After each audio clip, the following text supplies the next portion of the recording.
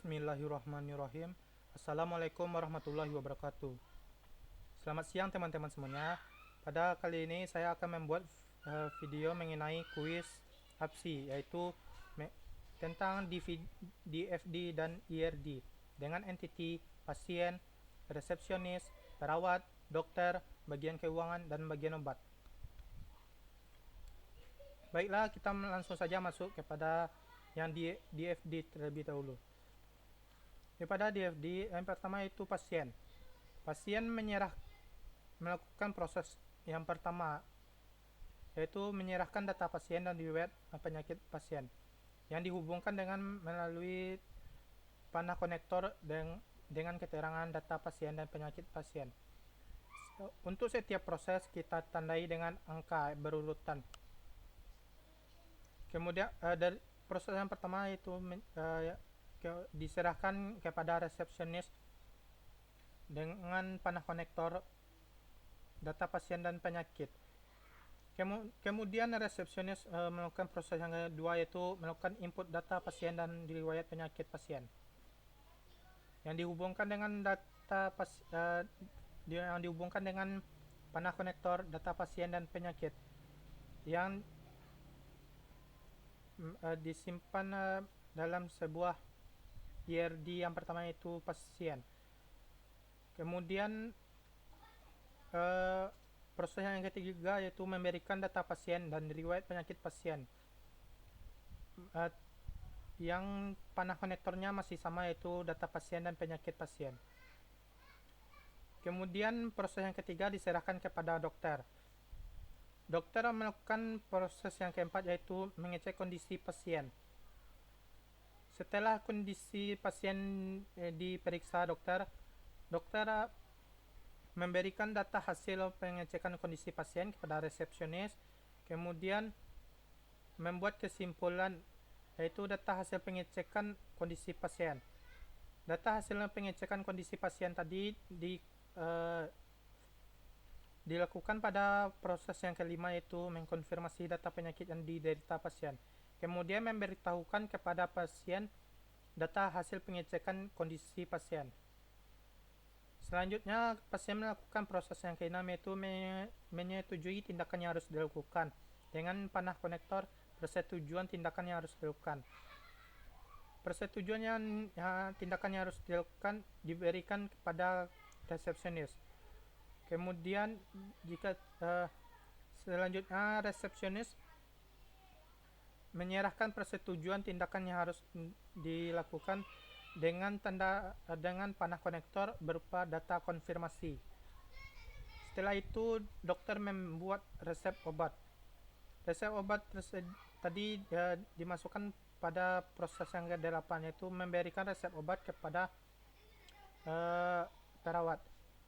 Kemudian yang dihubungkan dengan tabel konektor panah konektor resep obat. Dan perlu diketahui, antara entiti dengan entiti tidak boleh langsung berhubungan, harus dipisahkan oleh sebuah proses. Jadi selanjutnya perawat memberikan resep obat yang telah diterima tadi kepada bagian obat. Bagian obat menerima resep obat, kemudian menyiapkan obat sesuai dengan resep obat tadi. Setelah menerima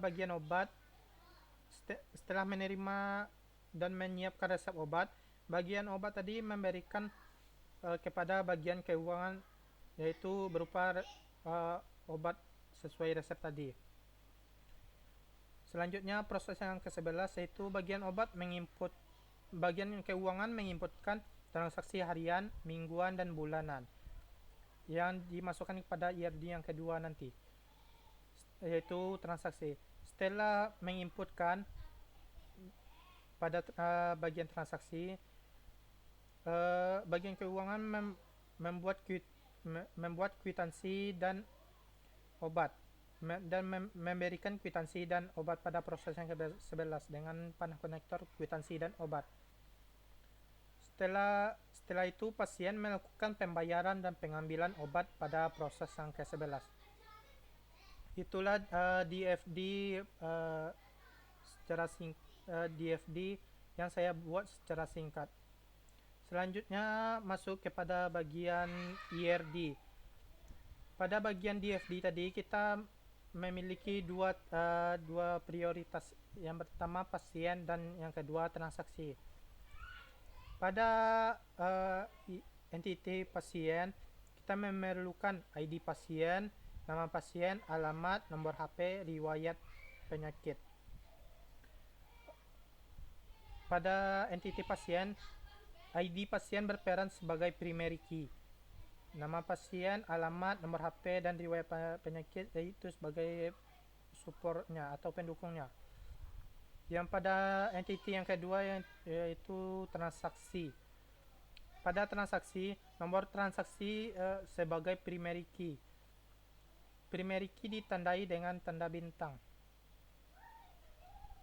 Namun di transaksi terdapat ID pasien sebagai foreign key untuk menghubungkan antara pasien dan transaksi. Kemudian penyakit, obat, total bayar, dan tanggal transaksi. Di sini konektornya terdapat satu-satu, yang artinya one by one. Setiap satu pasien hanya memiliki satu transaksi sebagai penghubungnya. Itulah secara singkat mengenai IRD yang saya buat. Oke, apabila ada kata-kata yang salah, mohon dimaafkan. Wabillahi taufik wal hidayah. Wassalamualaikum warahmatullahi wabarakatuh. Selamat siang semuanya.